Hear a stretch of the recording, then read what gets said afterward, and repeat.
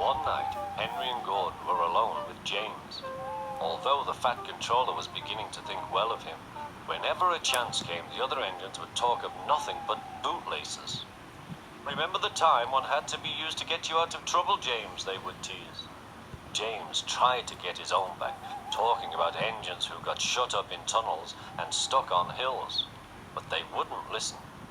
"You talk too much, little James," said Gordon. "A fine, strong engine like me has something to talk about.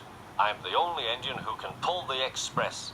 When I'm not there, they need two engines. Think of that. I've pulled expresses for years and have never once lost my way. I seem to know the right line by instinct." Every wise engine knows, of course, that the signalman works the points to make engines run on the right lines.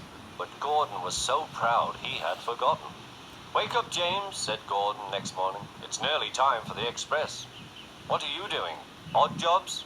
"Oh, well, we all have to begin somewhere, don't we? Run along now and get my coaches. Don't be late." James went to get Gordon's coaches.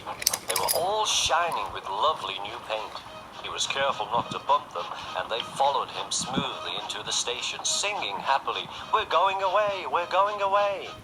"I wish I was going with you," said James. "I should love to pull the express and go flying along the line." Gordon, with much noise and blowing of steam, got ready to back onto the train.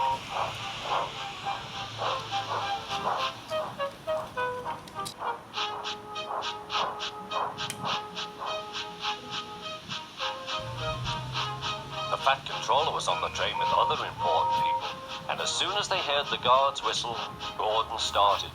Look at me now," he puffed, and the coaches glided after him. "Poop, poop, poop, poop, poop. Goodbye, little James. See you tomorrow."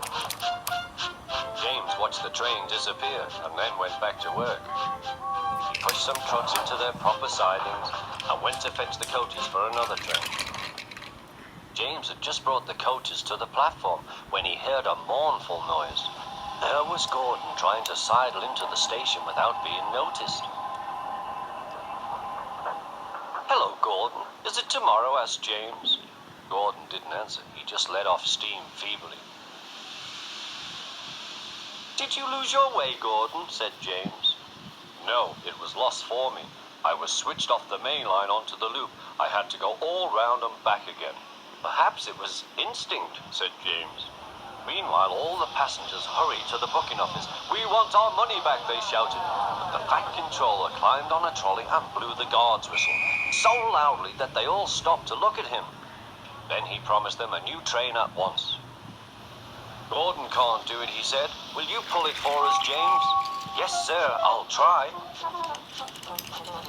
So James was coupled on and everyone got in. "Do your best, James," said the Fat Controller. Come along," puffed James. You're pulling us well," sang the coaches.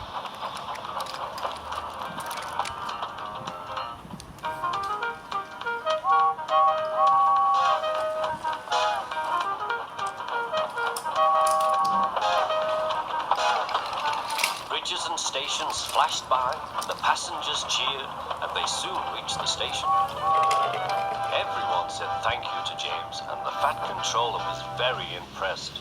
"Well done," he said. "Would you like to pull the express sometimes?" "Yes, please," answered James. Next day, when James came by, Gordon was pushing trucks. "I like some quiet work for a change," he said. "I'm teaching these trucks manners. You did well with those coaches, I hear." "Good, we'll show them." And he gave his trucks a bump.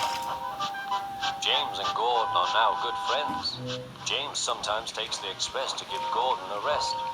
Gordon never talks about bootlaces, and they are both quite agreed on the subject of trucks.